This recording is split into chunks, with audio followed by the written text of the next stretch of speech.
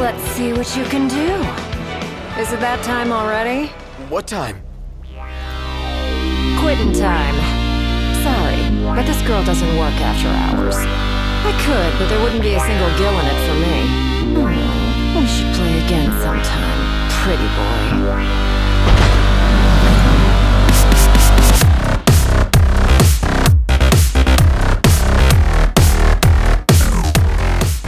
Hello, Internet. Mike Byrne here from Ready Check Radio, and we are extremely happy today to be able to bring you a Crystal Dominion Final Fantasy TCG spoiler presented by Square Enix, and of course we thank them tremendously for sending over a spoiler. It's our very first time as the Pittsburgh crew all together here giving you a spoiler, so we're very, very happy and hope to be able to do more of this in the future.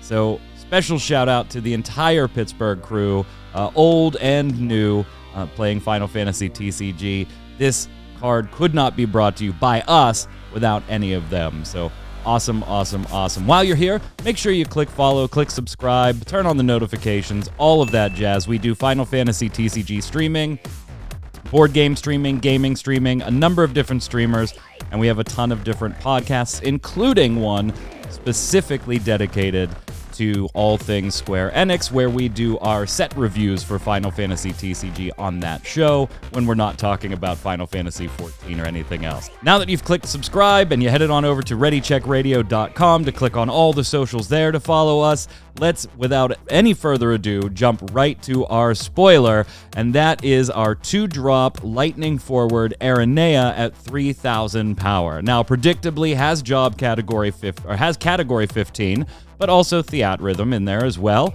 and Job Dragoon. But Aranea has a bit of a different effect than her Opus 11 Legend counterpart, and that she X-bursts as well. So when entering the field, reveal the top card of your deck. If it's a lightning card, you add it to your hand, and at damage 3, Aranea gives all Dragoons plus 2,000 power. So first off, you kind of look at any card in a certain element, or at least I do. This is Lightning. How would it fare in a mono Lightning deck? Forget any archetypes or anything like that, and hey, it's card draw in Lightning. Lightning could definitely use a little more card draw. All elements could, with the exception of, maybe water. But Lightning definitely could benefit from some additional card draw. So a little early game forward that maybe gets in for a point of damage, maybe chump blocks something, and puts a little bit of damage on something that you take it out in another way later. Hey, not too bad. It got you a card on the way in as well, so it doesn't feel too bad to throw that little body out there, even if you're not going to, in most mono Lightning decks, get that damage 3. Obviously, the build that this one is catered to is a Dragoons deck. Now, when you get into that comparison, immediately you start thinking, okay, is this Aranea better than the Aranea we already had? I kind of started down that path. Like, if you're going to run one, do you still run the Opus 11 Legend over this one? And as I continued thinking about it, maybe you disagree, I kind of landed on there's not really a bad reason to maybe run both. Whether it's a 1 of and a 2 of, or a 2 of and a 2 of, something like that, because the 4-drop Aranea isn't absolutely vital to most Dragoon decks. Yes, it's nice at damage 3 to be rescuing that 2-drop Dragoon that gets insanely big from the break zone and playing it to the field.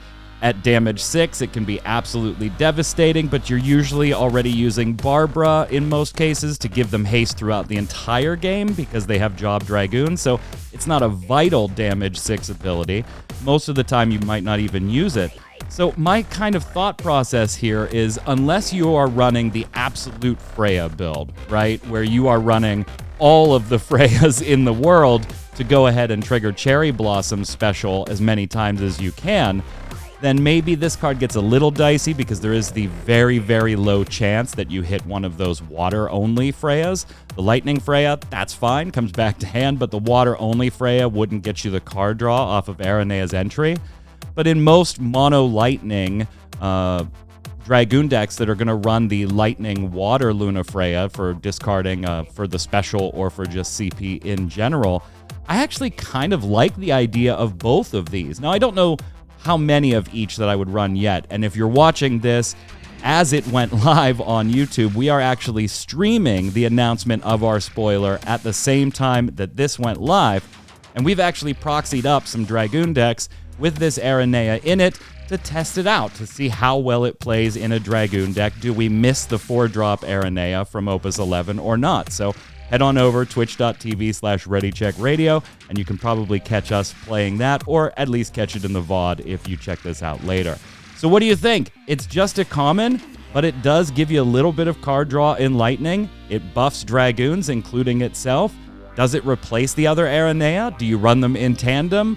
What do you think? Let us know in the comments below. And if you like this type of content, make sure you subscribe and keep on coming back. Until next time, gang, stay safe, and we'll see you on the servers.